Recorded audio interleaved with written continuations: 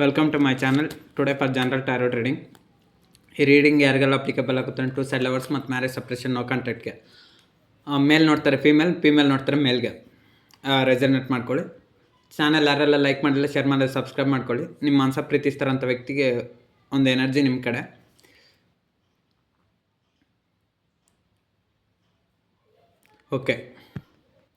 Okay reading start ಮಾಡೋಣ. ನೋಡುವಂಥ ನನ್ನ ವ್ಯೂವರ್ಸ್ ಅವ್ರ ಮನಸ ಪ್ರೀತಿಸ್ತಾರಂಥ ವ್ಯಕ್ತಿ ನನ್ನ ವ್ಯೂವರ್ಸ್ಗೋಸ್ಕರ ನೆಕ್ಸ್ಟ್ ಏನು ಆ್ಯಕ್ಷನ್ ತೊಗೊತಾರೆ. ನನ್ನ ವ್ಯೂವರ್ಸ್ಗೋಸ್ಕರ ಅವ್ರ ಮನಸ ಪ್ರೀತಿಸ್ತಾರಂಥ ವ್ಯಕ್ತಿ ನೆಕ್ಸ್ಟ್ ಏನು ಆ್ಯಕ್ಷನ್ ತೊಗೊತಾರೆ. ಓಕೆ 6 ಆಫ್ ವಾಂಡ್ಸ್ ಬಂದಿರೋದ್ರಿಂದ ನಿಮ್ಮ ಮನಸ್ಸಲ್ಲಿ ಪ್ರೀತಿಸ್ತಾರಂಥ ವ್ಯಕ್ತಿ ನೆಕ್ಸ್ಟ್ ಆ್ಯಕ್ಷನ್ ಏನು ತೊಗೊತಾರೆ ಅಂದರೆ ಅವ್ರ ಮನಸ್ಸಲ್ಲಿ ನೀವು ಇದ್ದೀರಾ ಅಂದರೆ ಅವ್ರ ಲೈಫಲ್ಲಿ ಅವ್ರಿಗೆ ಸಕ್ಸಸ್ ಇಲ್ಲ. ಸೊ ಸಕ್ಸಸ್ ಅಂದರೆ ಹ್ಯಾಪಿನೆಸ್ಸು, ಸಂತೋಷ, ಜೀವನ.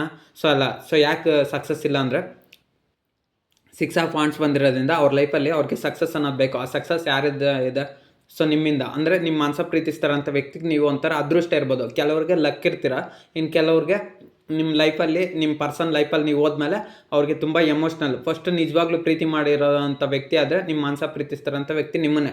ಅವ್ರಿಗೆ ಯಾವುದೇ ಜೊತೆ ಅಥವಾ ಯಾರ ಜೊತೆನೇ ಇರಲಿ, ಅಟ್ರಾಕ್ಷನ್, ಕನೆಕ್ಷನ್ ಎಷ್ಟು ಏನಾದರೂ ಇರಲಿ, ಸೊ ಅದು ಅವ್ರ ಪರ್ಸನ್ ಆಗಿರ್ಬೋದು ಅಥವಾ ಫ್ಯಾಮಿಲಿ ಆಗಿರ್ಬೋದು, ಥರ್ಡ್ ಪಾರ್ಟಿ ಸಿಚುಯೇಷನ್ಸ್ ಏನೇ ಆಗಿರಲ್ಲ, ನಿಮ್ಮ ಮನಸ ಪ್ರೀತಿಸ್ತಾರಂಥ ವ್ಯಕ್ತಿ ನಿಮ್ಮನ್ನು ಜೆನ್ಯೂನಾಗಿ ಪ್ರೀತಿ ಮಾಡ್ತಾಯಿದ್ರೆ ಒಂದು ಪಾಯಿಂಟ್ ನಿಜ.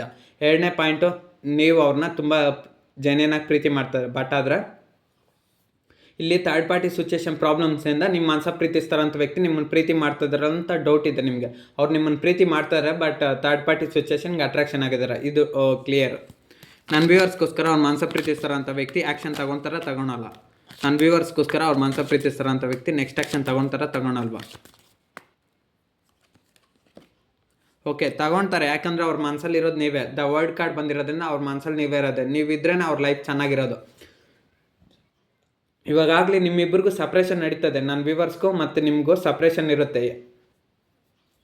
ನಿಮ್ಮ ಮನಸ ಪ್ರೀತಿಸ್ತಾರಂಥ ವ್ಯಕ್ತಿಗೂ ನಿಮಗೂ ಸಪ್ರೇಷನ್ ನಡೀತದೆ ಆಲ್ರೆಡಿ. ಯಾಕಂದರೆ ಅವ್ರು ನಿಮ್ಮಿಂದ ತುಂಬ ದೂರ ಇದ್ದಾರೆ. ಸೊ ಹಾಗಾಗಿ ಅವ್ರು ನಿಮ್ಮನ್ನು ಮರ್ತೋಗಿದ್ದಾರೆ ಅಂತ ನೀವು ಅಂದ್ಕೊಂಡಿರ್ಬೋದು. ಬಟ್ ಆದರೆ ಅವ್ರು ಮರ್ತಿಲ್ಲ. ವರ್ಲ್ಡ್ ಕಾರ್ಡ್ ಬಂದಿರೋದ್ರಿಂದ ಅವ್ರ ಮನಸ್ಸಲ್ಲಿ ನೀವು ಇನ್ನೂ ಇದ್ದೀರಾ. ಅವ್ರು ನಿಮ್ಮನ್ನು ನೆನಪು ಮಾಡ್ಕೊತಾ ಇದ್ದಾರೆ. ಬಟ್ ಆದರೆ ನಿಮ್ಮನ್ನು ಮರ್ತೋಗಿದ್ದಾರೆ ಅನ್ನೋ ಥರ ಹ್ಯಾಕ್ ಮಾಡ್ತಾಯಿದ್ರು ಅಷ್ಟೇ. ಇವಾಗ ನೀವು ಕಂಪಲ್ಸರಿ ಸೋಷಿಯಲ್ ಮೀಡಿಯಾ ಅಕೌಂಟ್ಸ್ ಏನಾದರೂ ಇದ್ದರೆ ಇನ್ಸ್ಟಾಗ್ರಾಮು, ವಾಟ್ಸಪ್ಪಲ್ಲಿ ಮೆಸೇಜ್ ಮಾಡ್ತಾಯಿದ್ರು. ಬಟ್ ಆದರೆ ನಿಮ್ಮ ಮನಸ್ಸಲ್ಲಿರೋಂಥ ವ್ಯಕ್ತಿ ಏನು ಮಾಡ್ತಿದ್ರೆ ರಿಪ್ಲೈ ಕೊಡ್ತಾಯಿಲ್ಲ. ಯಾಕೆ ರಿಪ್ಲೈ ಕೊಡ್ತಾಯಿಲ್ಲ? ನೀವು ಯಾರಂತ ಗೊತ್ತಿರೋದಕ್ಕೆ ಅಲ್ವಾ ಅವ್ರು ನಿಮ್ಗೆ ರಿಪ್ಲೈ ಕೊಡ್ತಾಯಿಲ್ಲ. ಒಂದು ವೇಳೆ ಗೊತ್ತಿಲ್ಲ ಅಂದಿದ್ರೆ ಯಾರು ನೀವು ಅಂತ ಕೇಳಿರೋರು. ಬಟ್ ಆದರೆ ಅವ್ರು ಕೇಳ್ತಾ ಇಲ್ಲ, ಬ್ಲಾಕ್ ಮಾಡ್ತಾಯಿದ್ರೆ, ಅವಾಯ್ಡ್ ಮಾಡ್ತಾಯಿದ್ರೆ. ಯಾಕಂದರೆ ನಿಮ್ಮ ಮನಸ ಪ್ರೀತಿಸ್ತಾರೆ ಅಂತ ನಿಮ್ಮನ್ನು ಇಷ್ಟಪಡ್ತಾಯಿದ್ದಾರೆ. ಸೊ ನೀವು ಅವರು ನಿಮ್ಮನ್ನು ಇಷ್ಟಪಡ್ತಾ ಇರೋದಕ್ಕಲ್ವಾ ಇವತ್ತೆಲ್ಲ ನಾಳೆ ಸರಿ ಹೋಗ್ತಾರೆ ಅಂತ ಅಡ್ಜಸ್ಟ್ ಮಾಡ್ಕೊಂಡು ಅವ್ರು ಏನೇ ತಪ್ಪು ಮಾಡಲಿ ಹೋಗ್ತಾ ಇರೋದು. ಅದೇ ನೀವು ಪ್ರೀತಿಸೋ ಅಂಥ ವ್ಯಕ್ತಿ ಬಿಟ್ಟು ಬೇರೆ ಯಾವುದಾದ್ರೂ ವ್ಯಕ್ತಿ ಆಗಿದ್ರೆ ನೀವು ಮಾತಾಡ್ತಾಯಿದ್ರಾ? ನೀವು ಮಾತಾಡೋದಿಲ್ಲ. ಯಾಕಂದರೆ ನನ್ನ ವ್ಯೂವರ್ಸ್ ಆ ಥರ ಮನಸ್ಥಿತಿ ಅವರು. ನನ್ನ ವ್ಯೂವರ್ಸ್ ಅವರ ಮನಸ್ಥಿತಿ ಯಾವ ರೀತಿ ಇದೆ? ಸೊ ನಿಮ್ಮ ಮನಸ್ಥಿತಿ ಏನು ಗೊತ್ತಾ? ನೀವು ಯಾರಾದರೂ ನಿಮ್ಮನ್ನು ಹರ್ಟ್ ಮಾಡಿದರೆ, ಯಾರಾದರೂ ನಿಮ್ಗೆ ತೊಂದರೆ ಕೊಟ್ಟರೆ, ಏಸ್ ಆಫ್ ಸ್ವಾರ್ಡ್ಸ್ ಬಂದಿರೋದ್ರಿಂದ ಅವ್ರ ಕಡೆ ತಿರುಗಿ ಕೂಡ ನೋಡಲ್ಲ. ನೋಡಿ, ಇಲ್ಲಿ ಒಂದು ಏಸ್ ಸ್ವಾರ್ಡ್ಸ್ ಇರೋದು, ಅದು ಒಂದು ಕಡೆ ಗೋಲಲ್ಲಿದೆ, ಡೈರೆಕ್ಷನಲ್ಲಿದೆ. ಬಟ್ ಆದರೆ ನಿಮ್ಗೆ ಯಾರಾದರೂ ಹರ್ಟ್ ಮಾಡಿದರೆ, ನಿಮ್ಮನ್ನು ಯಾರಾದರೂ ತೊಂದರೆ ಕೊಟ್ಟರೆ ನಿಮಗೆ ಸಿಟ್ಟು ಭಾಳ ಬೇಗ ಬರುತ್ತೆ. ಬಟ್ ಆದರೆ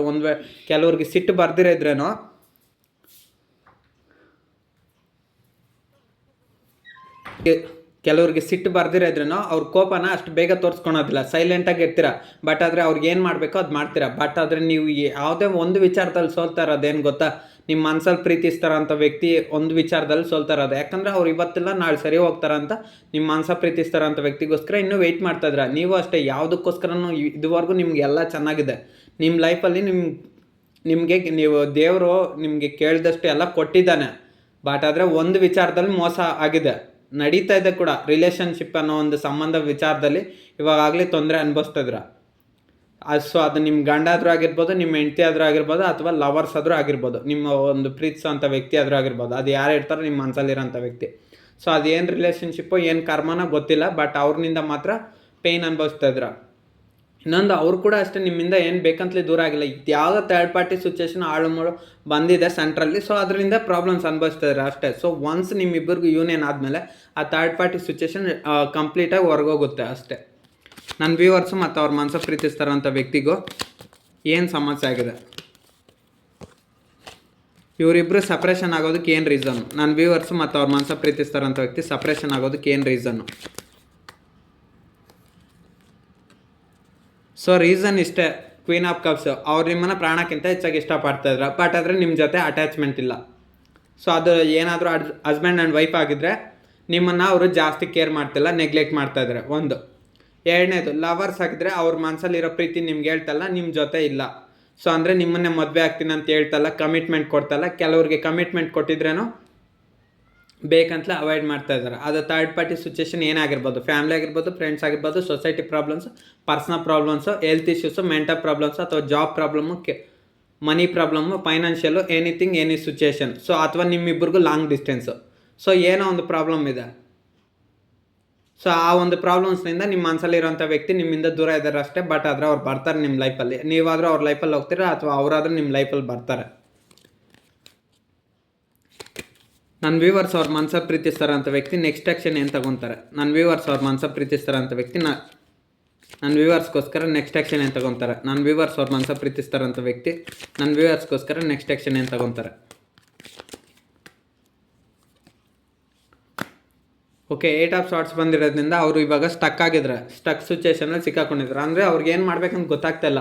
ಅದು ಯಾವುದೋ ಇಷ್ಟೊತ್ತು ಹೇಳಿದ್ನಲ್ಲ, ಥರ್ಡ್ ಪಾರ್ಟಿ ಸಿಚುವೇಷನ್, ಅದು ಏನೇ ಆಗಿರ್ಬೋದು. ಸೊ ಅದರಲ್ಲಿ ಸಿಕ್ಕಾಕೊಂಡಿದ್ದಾರೆ ಅಷ್ಟೇ. ಇಲ್ಲ, ಅಥವಾ ಅವ್ರ ಪರ್ಸ್ನಲ್ ಲೈಫ್ ಬಗ್ಗೆನೇ ಕಾನ್ಸಂಟ್ರೇಷನ್ ಮಾಡ್ತಾ ಇರ್ಬೋದು. ಈಗೋ, ಜಾಬ್ ಒಂದು ವಿಚಾರ, ಅಥವಾ ಹಣಕಾಸಿನ ವಿಚಾರ. ಸೊ ಯಾವುದೋ ಒಂದು ಪ್ರಾಬ್ಲಮ್ ಆದರೆ ಇದೆ. ಸೊ ಅದರಲ್ಲಿ ಸಿಕ್ಕಾಕೊಂಡಿದ್ದಾರೆ. ಸೊ ನೆಕ್ಸ್ಟ್ ಆ್ಯಕ್ಷನ್ ಇನ್ನೂ ಏನು ತಗೊತಾರೆ? ನೆಕ್ಸ್ಟ್ ಆ್ಯಕ್ಷನ್ ಅಂದರೆ ಕಿಂಗ್ ಆಫ್ ವಾಂಡ್ಸ್ ಬರ್ತದೆ. ಪ್ಲ್ಯಾನ್ ಮಾಡ್ತಾಯಿದ್ರು, ಆಲೋಚನೆ ಮಾಡ್ತಾಯಿದ್ರು ನಿಮ್ಮ ಮನಸ್ಸಲ್ಲಿರೋಂಥ ವ್ಯಕ್ತಿ ನಿಮ್ಮನ್ನು ಹೇಗೆ ಪಡ್ಕೊಬೇಕು ಅಂತ. ಪೇಜ್ ಆಫ್ ವಾಂಡ್ಸ್, ಅವ್ರು ನಿಮ್ಮನ್ನು ಮರ್ತೋಗಿದ್ದಾರೆ ಅಂದರೆ ಮರ್ತಿಲ್ಲ, ನಿಮ್ಮನ್ನು ಇನ್ನೂ ನೆನಪಲ್ಲಿ ಇಟ್ಕೊಂಡಿದ್ದಾರೆ. ಕ್ವೀನ್ ಆಫ್ ಪೆಂಟಿಕಲ್ಸ್ ಕಾರ್ಡ್ ಬಂದಿರೋದ್ರಿಂದ ಯಾವಾಗಲೂ ನಿಮ್ಮನ್ನು ನೆನಪು ಮಾಡ್ಕೊತಾರೆ. ಯಾಕಂದರೆ ನೋಡಿ, ಇಲ್ಲಿ ಒಬ್ಬ ವ್ಯಕ್ತಿ ಡ್ರಾಯಿಂಗ್ ಮಾಡ್ತಾಯಿದ್ರೆ, ಬಟ್ ಆದರೆ ಡ್ರಾಯಿಂಗ್ ಮೇಲೇ ಕಾನ್ಸಂಟ್ರೇಷನ್ ಇದೆ. ಹಾಗೆ ನಿಮ್ಮ ಮನಸ್ಸಲ್ಲಿರೋಂಥ ವ್ಯಕ್ತಿಗೂ ಅಷ್ಟೇ ನಿಮ್ಮ ಬಗ್ಗೆ ಡೈಲಿ ಏನೇ ಕೆಲಸದಲ್ಲಿ ಬ್ಯುಸಿ ಆಗಿದ್ರೂ ನಿಮ್ಮ ಬಗ್ಗೆ ಯೋಚನೆ ಮಾಡ್ತಾ ಇರ್ತಾರೆ. ಸೊ ಅದಕ್ಕೆ ನಿಮ್ಗೆ ಅಷ್ಟು ನೆನಪಾಗೋದು. 10 ಆಫ್ ಪೆಂಟಿಕಲ್ಸ್ ಬಂದಿರೋದ್ರಿಂದ ಇಲ್ಲಿ ಥರ್ಡ್ ಪಾರ್ಟಿ ಸಿಚುವೇಶನ್ ಏನೋ ಒಂದು ಪ್ರಾಬ್ಲಮ್ಸ್ ಇದೆ, ಯೂನಿಯನ್ ಆಗಬೇಕು ಅಂತ ಕೋರ್ಕೊತಿದ್ರು. ಆದಷ್ಟು ಬೇಗ ಆ ಥರ್ಡ್ ಪಾರ್ಟಿ ಸಿಚುವೇಶನ್ ಎಂಡ್ ಆಗಬೇಕು ಅಂತ.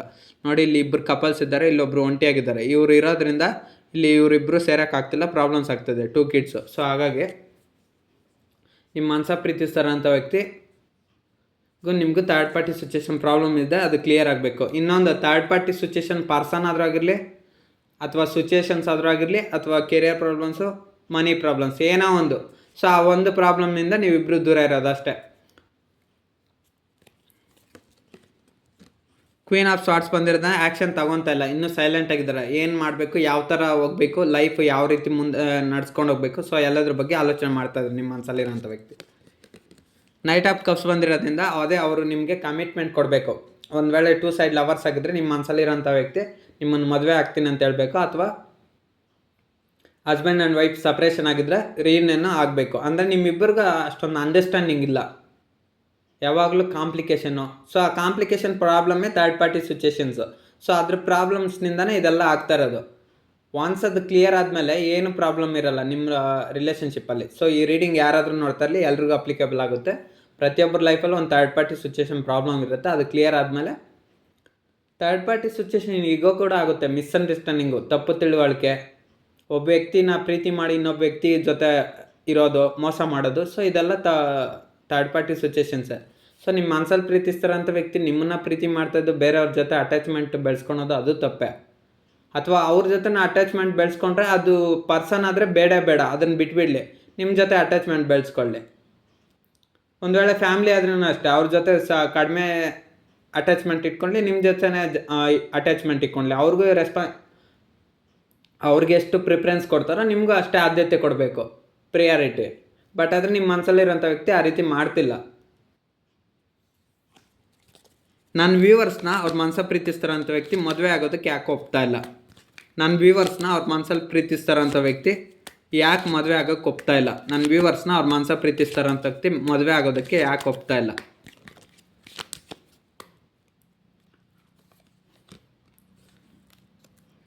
ನೈನ್ ಆಫ್ ಶಾರ್ಟ್ಸ್ ಬಂದಿರೋದ್ರಿಂದ ನಿಮ್ಮ ಮನಸ್ಸ ಪ್ರೀತಿಸ್ತಾರಂಥ ವ್ಯಕ್ತಿ ನಿಮ್ಮ ಬಗ್ಗೆ ಹಲವಾರು ಥರದ್ರಲ್ಲಿ ಆಲೋಚನೆ ಮಾಡ್ತಾ ಇದ್ದಾರೆ. ಅಂದರೆ ಅವ್ರಿಗೆ ಮನಃಶಾಂತಿ ಇಲ್ಲ, ಫ್ಯೂಚರ್ ಬಗ್ಗೆ ಆಲೋಚನೆ ಮಾಡ್ತಾ ಇದ್ದಾರೆ. ನೀವು ಇದ್ದರೆ ಅವ್ರ ಲೈಫು ಚೆನ್ನಾಗಿರುತ್ತಾ ಇರಲ್ವಾ, ಏನು ಕತೆ. ಸೊ ಪ್ರತಿಯೊಂದ್ರ ಬಗ್ಗೆ ನಿಮ್ಮ ಮನಸ್ಸಲ್ಲಿ ಪ್ರೀತಿಸ್ತಾರಂಥ ವ್ಯಕ್ತಿ ಆಲೋಚನೆ ಮಾಡ್ತಾ ಇದ್ದಾರೆ. ಬಟ್ ಆದರೆ ನೀವೇನೇ ಆ್ಯಕ್ಷನ್ ತೊಗೊಂಡ್ಲಿ, ಸೊ ಅದಕ್ಕೆ ನಿಮ್ಮ ಮನಸ್ಸಲ್ಲಿ ಪ್ರೀತಿಸ್ತಾರಂಥ ವ್ಯಕ್ತಿ ಕಡೆಯಿಂದ ರಿಪ್ಲೈ ಇಲ್ಲ. ನಿಮ್ಮ ಮನಸ ಪ್ರೀತಿಸ್ತಾರಂಥ ವ್ಯಕ್ತಿ ನಿಮ್ಮನ್ನು ಬ್ಲಾಕ್ ಮಾಡಿರ್ಬೋದು, ಅಥವಾ ವಾಟ್ಸಪ್ಪಲ್ಲಿ, ಇನ್ಸ್ಟಾಗ್ರಾಮಲ್ಲಿ, ಸೋಷಿಯಲ್ ಮೀಡಿಯಾ ಅಕೌಂಟ್ಸಲ್ಲಿ ನಿಮ್ಗೆ ಬ್ಲಾಕ್ ಮಾಡಿದ್ದಾರೆ. ಇವಾಗ ನಾನು ಯಾಕೆ ಬ್ಲಾಕ್ ಮಾಡಿದೆ ಅಂತ ಇವಾಗ ನೋವು ಪಡ್ತಾ ಇದ್ದಾರೆ. 9 ಆಫ್ ಸೋರ್ಟ್ಸ್ ಅದೇ ಹೇಳ್ತಾ ಇದ್ದಾರೆ ನೋಡಿ, ನಿಮ್ಮನ್ನು ಬ್ಲಾಕ್ ಮಾಡ್ತಾ ಇದ್ದಾರೆ. ಅವ್ರಿಗೆ ಲೈಫಲ್ಲಿ ಪ್ರಾಬ್ಲಮ್ಸ್ ಅನುಭವಿಸ್ತಾ ಇದ್ದಾರೆ. ಅವ್ರಿಗೂ ಅಷ್ಟೇ ನಿಮ್ಮ ಮನಸ ಪ್ರೀತಿಸ್ತಾರಂಥ ವ್ಯಕ್ತಿಗೆ ನಿಮ್ಮನ್ನು ನೋಯಿಸ್ತಾ ಇರಬೇಕಾದ್ರೆ ಅವ್ರಿಗೆ ಕೂಡ ಅಲ್ಲಿ ಪ್ರಾಬ್ಲಮ್ಸ್ ಆಗ್ತಾಯಿದೆ. ಬಟ್ ಅವ್ರು ಹೇಳ್ಕೊಳ್ತಾ ಇಲ್ಲ. ಅವ್ರಿಗೂ ತುಂಬ ಪ್ರಾಬ್ಲಮ್ಸ್ ಆಗ್ತಾಯಿದೆ. ನೀವಿದ್ದಾಗ ಅಷ್ಟೇ ಅವ್ರ ಲೈಫ್ ಚೆನ್ನಾಗಿದ್ದದ್ದು. ಇವಾಗ ನೀವು ದೂರ ಆಗಿದ್ರೆ, ಸಪ್ರೇಷನಲ್ಲಿದ್ದರೆ ಅವ್ರ ಲೈಫು ತುಂಬ ಕಷ್ಟದಲ್ಲಿದೆ, ನಿಮ್ಗೆ ಗೊತ್ತಿಲ್ಲ ಅಷ್ಟೇ. ಬೇಕಾದ್ರೆ ನೀವು ಹೋಗಿ ಇನ್ನೊಂದು ಸೈಡ್ ಕ್ರಾಸ್ ಚೆಕ್ ಮಾಡಿ, ಅವ್ರ ಲೈಫಲ್ಲೆಲ್ಲ ಏನು ನಡೀತದೆ ಎಲ್ಲ ತಿಳ್ಕೊಳ್ಳಿ. ಅಂದರೆ ಅವರು ನೋಡಲಿಕ್ಕೆ ಹೊರಗಡೆ ಚೆನ್ನಾಗಿ ಕಾಣಿಸ್ತಾ ಇರ್ಬೋದು, ಬಟ್ ಒಳಗಡೆ ಮಾತ್ರ ತುಂಬ ಪ್ರಾಬ್ಲಮ್ಸ್ ಇದೆ, ತುಂಬ ಹೆಲ್ತ್ ಇಶ್ಯೂಸ್ ಇದೆ. ಸೊ ಯಾಕಂದರೆ 9 ಆಫ್ ಸ್ವಾರ್ಡ್ಸ್ ಬಂದಿರೋ ನೋಡಿ, ಆ ವ್ಯಕ್ತಿ ರಾತ್ರಿ ಮಲ್ಕೊಂಡು ನಿದ್ದೆ ಹೋಗ್ಬೇಕಾಯ್ತು, ನಿದ್ದೆ ಹೋಗ್ತಾಯಿಲ್ಲ. ಸುತ್ತಲೂ ಸ್ವಾರ್ಡ್ಸ್ ಇದೆ. ಅಂದರೆ ಪ್ರಾಬ್ಲಮ್ಮು ಎಲ್ಲ ಕಡೆನೂ ಇಲ್ಲಿ ರೂಮ್ ತುಂಬ, ಕೊಠಡಿ ತುಂಬ ಸ್ವಾಡ್ಸ್ ಇದೆ. ಸ್ವಾಡ್ ಇದ್ದರೆ ಯಾವತ್ತೂ ಡೇಂಜರ್ ಅಂತ, ಅಪಾಯ. ಸಿನಿಮಾಗಳೆಲ್ಲ ನೋಡಲ್ವಾ, ಕತ್ತಿ ಅದೆಲ್ಲ ಇಟ್ಕೊಂಡ್ರೆ ಪ್ರಾಬ್ಲಮ್ಸ್ ಆಗುತ್ತೆ. ಹಂಗೆ ನಿಮ್ಮ ಮನಸ ಪ್ರೀತಿಸ್ತಾರಂಥ ವ್ಯಕ್ತಿ ಲೈಫಲ್ಲೂ ಅಷ್ಟೇ ತುಂಬ ಥರದ ಒಂದು ಪ್ರಾಬ್ಲಮ್ಸ್ ಇದೆ, ಹಲವಾರು ಥರದ ಪ್ರಾಬ್ಲಮ್ಸ್ ಇದೆ. ಸೊ ಅದೆಲ್ಲ ಅನುಭವಿಸ್ತಾರೆ. ಅದೇ ನೀವು ಅವ್ರ ಲೈಫಲ್ಲಿ ಇದ್ದೀರಾ, ಅವ್ರಿಗೆ ನೀವು ಸಪೋರ್ಟಾಗಿ ನಿಲ್ತಾ ಇದ್ರಿ. ಬಟ್ ಇವಾಗ ಥರ್ಡ್ ಪಾರ್ಟಿ ಸಿಚುವೇಶನ್ ಸಪೋರ್ಟು ಇಲ್ಲ, ಎಂಥದಿಲ್ಲ. ಸೊ ಅವರು ಪ್ರಾಬ್ಲಮ್ಸ್ ಅನುಭವಿಸ್ತಾರೆ. ಅದಕ್ಕೆ ನಿಮ್ಮ ಮನಸ ಪ್ರೀತಿಸ್ತಾರಂಥ ವ್ಯಕ್ತಿ, ನಾನು ಪ್ರೀತಿಸೋಂಥ ವ್ಯಕ್ತಿನ ಬ್ಲಾಕ್ ಮಾಡಿದ್ದೀನಿ, ಸಪ್ರೇಷನ್ನಲ್ಲಿಟ್ಟಿದ್ದೀನಿ, ಅವರಿಂದ ದೂರ ಇದ್ದೀನಿ. ಸೊ ನನ್ನ ಕೈಯಲ್ಲಿ ಇರೋಕ್ಕಾಗ್ತಾಯಿಲ್ಲ ಅಂತ ಪದೇ ಪದೇ ನೆನ್ಪು ಮಾಡ್ಕೊತಿದ್ರೆ ನಿಮ್ಮ ಮನಸ್ಸಲ್ಲಿರೋಂಥ ವ್ಯಕ್ತಿ. ಅವ್ರು ಕೂಡ ಅಷ್ಟೇ ತುಂಬ ನೋವು ಪಡ್ತಿದ್ದಾರೆ. 9 ಆಫ್ ಸ್ವಾರ್ಡ್ಸ್ ಬಂದಿಲ್ಲ. ಬಟ್ ಆದರೆ ಒಂದು ವಿಚಾರ, ನಿಮ್ಮ ಮನಸ ಪ್ರೀತಿಸ್ತಾರೆ ಅಂತ ವ್ಯಕ್ತಿ ಅವ್ರು ನೋವು ಪಡ್ತಾ ಇರೋವಂಥ ವಿಚಾರ ನಿಮ್ಗೆ ಹೇಳ್ತಿಲ್ಲ. ಅವರು ನಿಮ್ಮನ್ನು ಬಿಟ್ಟಿರೋಕ್ಕಾಗ್ತಿಲ್ಲ ಅನ್ನೋ ಒಂದು ಮಾತನ್ನು ಕೂಡ ಹೇಳ್ತಲ್ಲ. ಯಾಕಂದರೆ ಅವರು ತುಂಬ ಇಂಟ್ರೋವರ್ಟ್ ಪರ್ಸನ್ ಇದ್ದಾರೆ. ನಿಮ್ಮ ಮನಸ ಪ್ರೀತಿಸ್ತಾರೆ ಅಂತ ವ್ಯಕ್ತಿ ತುಂಬ ಇಂಟ್ರೋವರ್ಟ್. ಅಂದರೆ ಯಾವುದೇ ಅಂಥ ವಿಚಾರಗಳನ್ನ ಹೇಳೋದಿಲ್ಲ, ಕಡಿಮೆ ಮಾತಾಡ್ತಾರೆ. ಮತ್ತು ಇನ್ನೊಂದು ಅವ್ರಿಗೇನು ಪ್ರಾಬ್ಲಮ್ ಸಿಕ್ಕೊಳೋದಿಲ್ಲ. ಅವರು ಯಾವುದಾದ್ರೂ ಒಂದು ಪ್ರಾಬ್ಲಮ್ನ ಇಟ್ಕೊಂಡಿದ್ದಾರೆ ಅಂದರೆ ಅದು ನಿಮ್ಮೊಂದು ರಿಲೇಷನ್ಶಿಪ್ ವಿಚಾರದಲ್ಲ ಅಷ್ಟೇ. ನೀವು ಕೂಡ ಅಷ್ಟೇ, ಅವ್ರಿಗೇನಾದರೂ ಒಂದು ಪ್ರಾಬ್ಲಮಲ್ಲಿ ಇದ್ದೀರಾ ಅಂದರೆ, ನೀವು ಒಂದು ಪ್ರಾಬ್ಲಮ್ ಅಂದರೆ ಅದು ನಿಮ್ಮ ಮನಸ ಪ್ರೀತಿಸ್ತಾರಂಥ ವ್ಯಕ್ತಿಗೋಸ್ಕರ ನಿಮ್ಗೆ ಪ್ರಾಬ್ಲಮ್, ರಿಲೇಷನ್ಶಿಪ್ ಪ್ರಾಬ್ಲಮ್ ಅಷ್ಟೇ. ಇನ್ನೇನೋ ಪರ್ಸ್ನಲ್ ಪ್ರಾಬ್ಲಮ್ಸ್ ಇದ್ದರೂ ನೀವು ಸಾಲ್ವ್ ಮಾಡ್ಕೊತೀರ. ಸೊ ಅದಕ್ಕೆ ನಿಮ್ಮ ಮನಸ ಪ್ರೀತಿಸ್ತಾರಂಥ ವ್ಯಕ್ತಿ ಹೇಳ್ತಾ ಇದ್ದಾರೆ, ನಿಮ್ಮನ್ನು ಬ್ಲಾಕ್ ಮಾಡಿದ್ಮೇಲೆ, ಇನ್ಸ್ಟಾಗ್ರಾಮಲ್ಲಿ ಅವಾಯ್ಡ್ ಮಾಡ್ತಾ ಇದ್ಮೇಲೆ ಅವ್ರ ಲೈಫೆಲ್ಲ ಪ್ರಾಬ್ಲಮ್ಸ್ ಆಗ್ತಾಯಿದೆ ಅಂತ ಹೇಳ್ತಾ ಇದ್ದಾರೆ. ಬಟ್ ಅವ್ರು ಅದೇ ನಿಮ್ಮ ಮನಸ್ಸಲ್ಲಿ ಪ್ರೀತಿಸ್ತಾರಂಥ ವ್ಯಕ್ತಿ ನನಗೇನು ಪ್ರಾಬ್ಲಮ್ಸ್ ಇಲ್ಲ ಅನ್ನೋ ಥರ ಆ್ಯಕ್ಟ್ ಮಾಡ್ತಾಯಿದ್ದಾರೆ ಅಷ್ಟೇ, ನಟನೆ ಮಾಡ್ತಾಯಿದ್ದಾರೆ ಅಷ್ಟೇ. ಬಟ್ ಅವ್ರ ಲೈಫಲ್ಲಿ ಮಾತ್ರ ತುಂಬ ಪ್ರಾಬ್ಲಮ್ಸ್ ಅನುಭವಿಸ್ತಾ ಇದ್ದಾರೆ. ದುಡ್ಡುಗೋಸ್ಕರ, ಹಣಕ್ಕೋಸ್ಕರ, ಮಾನಸಿಕ ನೆಮ್ಮದಿಗೋಸ್ಕರ. ನೆಮ್ಮದಿ ಅನ್ನೋದಿಲ್ಲ ನಿಮ್ಮ ಮನಸ್ಸಲ್ಲಿ ಪ್ರೀತಿಸ್ತಾರಂಥ ವ್ಯಕ್ತಿಗೆ. ನನ್ನ ವ್ಯೂವರ್ಸ್ ಅವ್ರ ಲೈಫಲ್ಲಿ, ನನ್ನ ವ್ಯೂವರ್ಸ್ ಅವ್ರ ಮನಸ ಪ್ರೀತಿಸ್ತಾರಂಥ ವ್ಯಕ್ತಿ ಇನ್ನೂ ಯಾವ ರೀತಿ ಕಷ್ಟಪಡ್ತಾ ಇದ್ದಾರೆ. ನನ್ನ ವ್ಯೂವರ್ಸ್ ಅವ್ರ ಮನಸ ಪ್ರೀತಿಸ್ತಾರಂಥ ವ್ಯಕ್ತಿ ಇನ್ನೂ ಯಾವ ರೀತಿ ಕಷ್ಟಪಡ್ತಾ ಇದ್ದಾರೆ. ನನ್ನ ವ್ಯೂವರ್ಸ್ ಅವ್ರ ಮನಸ ಪ್ರೀತಿಸ್ತಾರಂಥ ವ್ಯಕ್ತಿ ಇನ್ನೂ ಯಾವ ರೀತಿ ಕಷ್ಟಪಡ್ತಾ ಇದ್ದಾರೆ. ಓಕೆ, 10 ಆಫ್ ಕಪ್ಸ್ ಬಂದಿರೋದ್ರಿಂದ ನಿಮ್ಮ ಮನಸ ಪ್ರೀತಿಸ್ತಾರಂಥ ವ್ಯಕ್ತಿ ಹ್ಯಾಪಿಯಾಗಿ ಸಂತೋಷವಾಗಂತೂ ಇಲ್ಲ. ಅದೇ ಹೊರಗಡೆ ನೋಡಲಿಕ್ಕೆ ಸಂತೋಷದಿಂದ ಕಾಣಿಸ್ತಾ ಇದ್ದಾರೆ. ಅಂದರೆ ಈಗ ಪಬ್ಲಿಕ್ಕು, ಸೊಸೈಟಿ, ಇವಾಗ ಯಾರಾದರೂ ಅವ್ರನ್ನ ಮಾತಾಡ್ಸಿದ್ರು ಅಂತ ತಿಳ್ಕೊಳ್ಳಿ, ನಗ್ನಗ್ತಾ ಮಾತಾಡ್ತಾರೆ. ಬಟ್ ಅದರ ಒಳಗಡೆ ತುಂಬ ಪ್ರಾಬ್ಲಮ್ಸು, ತುಂಬ ನೋವನ್ನು ತುಂಬಿಕೊಂಡಿದ್ದಾರೆ. ಅಂದರೆ ಅಳ್ತಾರೆ. ನಿಮ್ಮ ಮನಸ ಪ್ರೀತಿಸ್ತಾರಂಥ ವ್ಯಕ್ತಿ ನಿಮ್ಮಿಂದ ದೂರ ಆದಮೇಲೆ ಅಳ್ತಾರೆ, ಮನಸ್ಸಲ್ಲಿ ನೋವು ಪಡ್ತಾರೆ. ನಾನು ಒಬ್ಬ ವ್ಯಕ್ತಿನ ಪ್ರೀತಿ ಮಾಡ್ತಾ. ಆದರೆ ಅವರು ಥರ್ಡ್ ಪಾರ್ಟಿ ಸಿಚುವೇಶನ್ ಜೊತೆ ಅವಾಗ ಹಂಗೆ ಫ್ಯಾಮ್ಲಿ ಅಥವಾ ಫ್ರೆಂಡ್ಸು, ಸೊಸೈಟಿ ಇವ್ರ ಜೊತೆ ಮಾತಾಡಿಕೊಂಡು ನಗ್ನಗ ಆಡ್ತಾ ಚೆನ್ನಾಗಿರ್ಬೋದು ಅಷ್ಟೇ ಆ ಕ್ಷಣಕ್ಕೆ. ಮತ್ತು ಒನ್ಸ್ ಆಫ್ ಅ ನೈಟ್ ಆಗುತ್ತಲ್ವಾ. ಸೊ ಸುಮಾರು ಜನ ಇಲ್ಲಿ ನೈಟ್ ಕೆಲಸ ಮಾಡೋದು ಕಮ್ಮಿ ಅನಿಸುತ್ತೆ. ನೈಟ್ ಯಾರೂ ಜಾಬ್ಗೆ ಹೋಗಲ್ಲ. ನಿಮ್ಮ ಮನಸ ಪ್ರೀತಿಸ್ತಾರಂಥ ವ್ಯಕ್ತಿ ಡೇ ಜಾಬ್ ಇರುತ್ತೆ ಜಾಸ್ತಿ, ಅಂದರೆ ಎಲ್ಲೋ ರೇರ್ ಇರುತ್ತೆ ಅಷ್ಟೇ.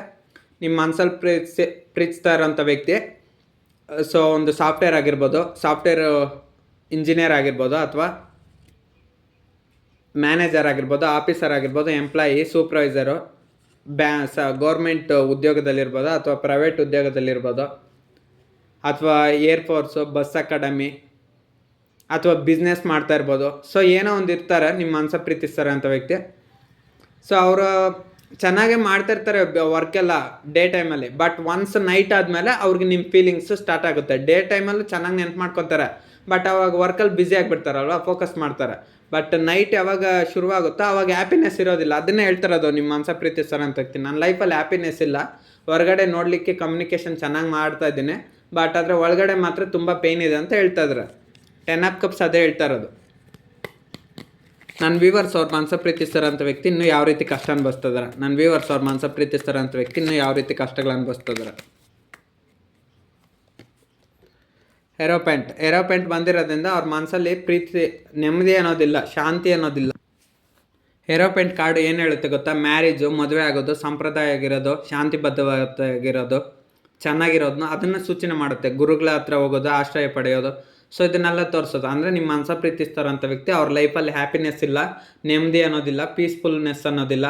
ಅವ್ರ ಲೈಫಲ್ಲೇ ತುಂಬ ಪ್ರಾಬ್ಲಮ್ಸ್ ಆಗ್ತಾಯಿದಂತೆ. ಅದಕ್ಕೆ ಮ್ಯಾನಿಫೆಸ್ಟ್ ಮಾಡ್ತಾ ಇದ್ದಾರೆ, ನನ್ನ ಲೈಫಲ್ಲೆಲ್ಲ ಪ್ರಾಬ್ಲಮ್ಸ್ ಆಗ್ತದೆ, ಅದನ್ನ ಸರಿಪಡಿಸ್ಕೊಡಿ ಅಂತ. ಅವ್ರಿಗೆ ಇಷ್ಟ ಆಗಿರೋ ದೇವ್ರನ್ನ ಕೇಳ್ಕೊತಾ ಇರ್ಬೋದು, ಅಥವಾ ಯಾರಾದರೂ ಅವ್ರಿಗೆ ಸಜೆಷನ್ಸ್ ಕೊಡೋರು, ಅವ್ರ ಫ್ರೆಂಡ್ಸೋ, ಫ್ಯಾಮ್ಲಿನೋ, ಸೊಸೈಟಿನೋ ಯಾರಾದರೂ ಸಜೆಷನ್ಸ್ ಕೊಡೋರಿದ್ರೆ ಅವ್ರ ಹತ್ರ ತೊಗೊಬೋದು. ಇನ್ನು ಕೆಲವರು ಯಾರ ಹತ್ರ ಸಜೆಷನ್ ತೊಗೊಳೋದಿಲ್ಲ, ಫೋನಲ್ಲಿ ಸರ್ಚ್ ಮಾಡಿ ನೋಡ್ಬೋದು ಈ ಪ್ರಾಬ್ಲಮ್ಸ್ ಹೆಂಗೆ ಸಾಲ್ವ್ ಮಾಡ್ಕೊಳೋದಂತ. ಏನೋ ಒಂದು ಸಜೆಷನ್ಸ್ ಆದರೆ ತೊಗೊತಿದ್ರೆ ನಿಮ್ಮ ಮನಸ್ಸಲ್ಲಿರೋಂಥ ವ್ಯಕ್ತಿ ಅವ್ರ ಲೈಫ್ ಹ್ಯಾಪಿ ಆಗಿದೆ ಅಂದರೆ ಇಲ್ಲ, ಹೊರಗಡೆ ಅದಷ್ಟೇ ಸುಮ್ಮನೆ. ಈಗ ನೀವು ಕೂಡ ಅಷ್ಟೇ, ಯಾರ ಜೊತೆ ಆದರೂ ಮಾತಾಡ್ತೀರ, ನಗ್ನಗ್ತಾ ಮಾತಾಡ್ತೀರಾ, ನಿಮ್ಮ ಒಳಗಡೆ ಸಂಕಟ ಇದೆ, ನೀವು ಇನ್ನೊಬ್ಬ ವ್ಯಕ್ತಿನ ಪ್ರೀತಿ ಮಾಡ್ತಾಯಿದ್ರ, ಅವ್ರಿಗೋಸ್ಕರ ಪ್ರತಿ ದಿವಸ ಅಳ್ತೀರಾ, ನೋವು ಪಡ್ತಾಯಿದ್ರ, ಪ್ರತಿ ದಿವಸ ಕಣ್ಣೀರು ಆಗ್ತಾಯಿದ್ರ, ನಿಮ್ಮ ನೋವನ್ನು ಯಾರ ಹತ್ರ ಹೇಳ್ಕೊತೀರಾ? ಹಂಗೆ ನಿಮ್ಮ ಮನಸ ಪ್ರೀತಿಸ್ತಾರಂಥ ವ್ಯಕ್ತಿನೂ ಅಷ್ಟೇ, ನಿಮ್ಮಿಂದ ಸಪ್ರೇಷನ್ ಆದಮೇಲೆ ಅವರು ಪ್ರತಿ ದಿವಸ ನೋವು ಅನುಭವಿಸ್ತಾಯಿದ್ದಾರೆ. ಥರ್ಡ್ ಪಾರ್ಟಿ ಸಿಚುವೇಶನ್ ಏನೇ ಆಗಿರಲಿ ಅದೆಲ್ಲ ತಾತ್ಕಾಲಿಕ, ಕ್ಷಣಿಕ ಅಷ್ಟೇ. ಆ ಕ್ಷಣಕ್ಕೆ ಅವರು ಚೆನ್ನಾಗಿರ್ಬೋದು, ಅವ್ರ ಜೊತೆ ಮಾತಾಡ್ತಾ ಇರ್ಬೋದು, ನಗಾಡ್ತಾ ಇರ್ಬೋದು ಅಷ್ಟೇ. ಆಮೇಲೆ ಅವ್ರಿಗೂ ಪ್ರಾಬ್ಲಮ್ಮೆ.